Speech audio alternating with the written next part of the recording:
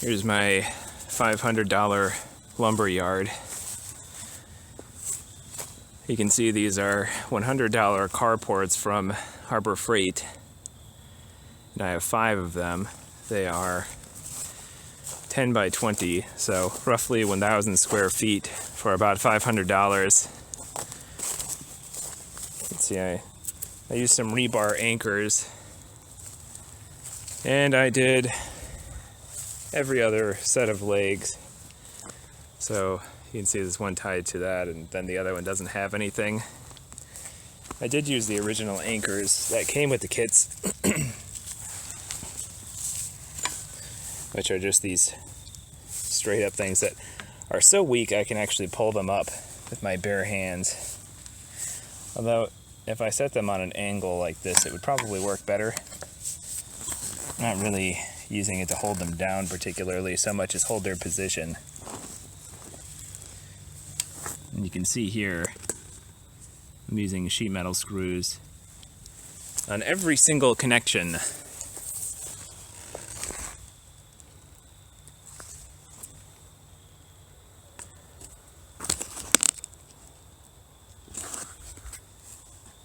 And I also duct taped every joint to help prevent rubbing by the canopy from tearing a hole. Whether that's going to work or not, I can't say.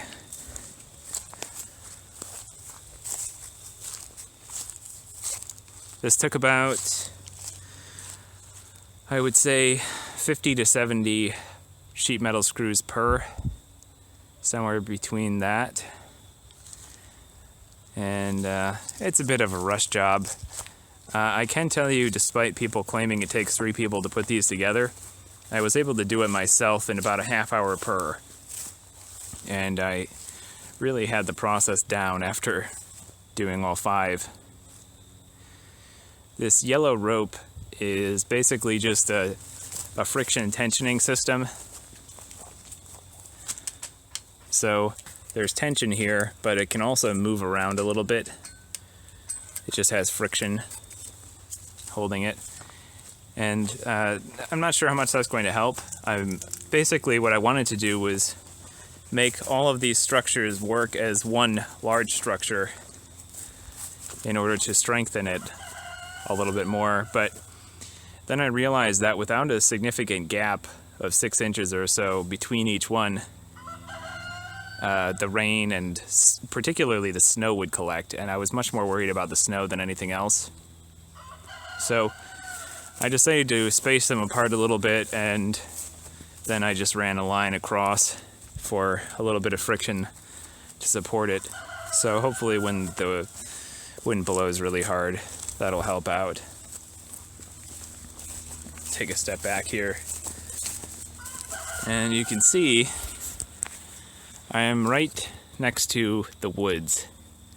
That's not exactly the greatest for drying out the wood. It might help prevent checking by causing moisture losses to be slowed down a little bit. And I do mostly deal with a lot of oaks here. So anyway, the point I'm making here is I get 40 to 70 mile per hour winds with hurricane aftermath around here, and the trees behind me are going to help act as a windbreak, and they will also help make this a partially shaded area. So some people in Florida complained about these degrading within a year, and I think that was probably from marine use and or just high humidity, high temperature, that sort of thing. So I'm hoping between the duct tape and the sheet metal screws that will help keep these canopies in good shape, and then the partial shading should also help. This is kind of just in an area out of the way. I don't do anything else over here, and nothing really wants to grow around here. I have no explanation for all this dirt that will not grow anything. It's just always been very little vegetation in this region for some reason. I'll show you guys how to optimize the process of actually putting these together to do it in about a half hour. But basically, I just pre-assembled every set that I could and then laid it out roughly. And then what I did was, on this side, I would put the center one in first, the center leg, and then this leg, and then that leg, and then this whole thing would be on a big angle dramatically like this. Then I'd go to the other side, put the center leg, next leg, and then it would be upright. And before I actually attach the legs, I would throw the tarp on top, the canopy. I would just chuck it right down the backbone so that it would be centered roughly. And then I just had to kind of pull the edges and then get everything assembled. The duct tape, on top of the purpose of helping to prevent sharp edges from digging into the canopy, does temporarily hold the structure together, because the system is designed to be held together by tension alone, which is just a really hokey way to do it. I'm sure it's just to save a buck, and these things are so cheap, you know, they're expected to only last a year or two anyway. I'm hoping to get maybe 10 years or so out of them. That would be nice. So I'm all set.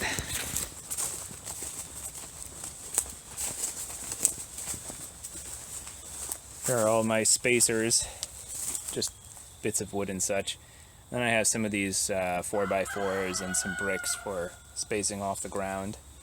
Then I have some old pallets here, probably bring in a few more and start stacking some logs for turning and such on there.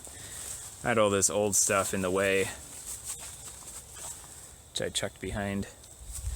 And here's some more oak for, well, it's been seasoning for a few years now, and some of it is very large, so I'm going to have to figure out how to quarter this stuff before I can get it onto my mill anyway.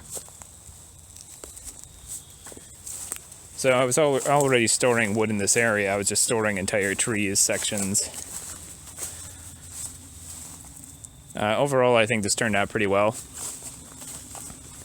One of the things I don't care for, this is how the canopy stays on, is just a little hook, ties into one of the posts with a little hole here. And, you know, there's just so little actually holding this on. It's largely just, again, friction. So, but it's a kind of cleverness coupled with a kind of laziness, I think. And I also think it's so that these canopies can move around a bit in the wind without tearing themselves to pieces, because the system has a lot of elastic. You can see every one of these have this little elastic bit here. And that runs down the sides. I'm also not thrilled about these sort of trip lines here. They're more the type of trip lines that will cut your head off, but I'm not too worried about it, and I can add tension if I need to. I don't think they're going to slide down too much more, and they just miss my head, and they're the kind of thing you'll probably be able to work around pretty easily if you decide to go that route. Another thing I had thought of doing was just tying just these together, but then I figured a line of tension between would help out a little bit as well. You know, I'm also a little bit worried about climbing if this moves in the wind enough and causes extra tightening and that sort of thing. This is also rubbing against this rope here, which is not ideal. I'm just sort of trying this out at the moment. I don't have any expectation of it being perfect at the moment. So this is just my first try. Alright, so I decided that I would explain some of the tricks I came up with for building this canopy that Harbor Freight sells. And they have a breakout right here. What you may be able to see is that you have just a few parts in the entire assembly. There are twos, which the twos look something like this. So they have this piece here. Every other part will fit into this, like so. And every part that a number 2 fits into has a couple dimples. So you can always find it. You can always find which end that the twos are supposed to fit into. But if you look at this, you have all these parts. You have 2 and 3, 2, 1, 2. And if you flip the box upright, if you open it upright, you're going to find your 2s and 1s. So the first thing you would want to do is build all 6 of these parts here, which are 2, 1, 2. And then, if you were to flip the box the other way, if you open it upside down, you're going to see 2s and 3s, and they'll actually already be connected together. So they'll be pre-assembled. And there are 6 sets of those as well. So you have 6 sets this way, 6 sets this way. And from there you just have your various junction points, like your 4s, which go here, here, and here, and here, here, and here. So you have 6 of those for the 2 sides, so 3 on each side. And then you have your centers, which are a 4-way junction, and those are your 5s, which are here, here, and here. So when you're building this, it's pretty obvious how all of this goes together. I was building these in less than a half hour easily. And what I did was I just basically started by parting out all of these sets. So you have your 6 this way and your 6 this way.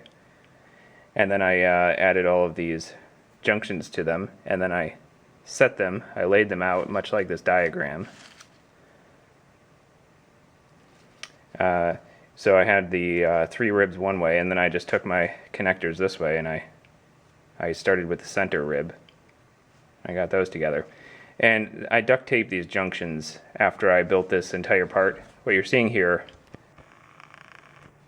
is the roof. So, and there's not much more to it. Once you build this roof part, I duct taped every point where they come together to keep it from moving around, and again to prevent friction on the canopy. And so yeah, every single piece that has a connection got some duct tape. And later on I ended up machine screwing, or sheet metal screwing, all of those points together. Again, checking for the dimples, right? Every number 2 slides into something with a set of dimples. And then I would just drill into that point, knowing that I was going through a number 2 as well. So this whole thing comes together pretty quickly. And then I just threw my tarp along the backbone, and then I put together the legs. And I did the middle leg, and then one of these side legs, and then one of these side legs, and then that would make one side of this upright like that. And then I just propped it up with one hand and stuck in another leg, and then did another, and then did another. So you can easily do this as one person. The hardest part, in fact, the first one I built, I didn't even use a ladder. I didn't even need a ladder to do it. But in the instructions, they will, I think they'll tell you to put the roof on top of it after it's already erect. Yeah. And I would not do that. That would be a giant pain in the ass. Get it centered on the backbone, and that way it's propped up already. And then from there, you just have to, get one of these sides like that, and then the other side. Now the problem is, once you hit the opposite side, you might be able to get one of them, but this portion right here does not want to line up with this portion here. So I decided to use a ladder. I brought a little step stool over, and I used that. And that's how I more easily grabbed that. But if you had like a board or something with you, you could just scoot it over that backbone section. And then finally I pulled the last end of it over.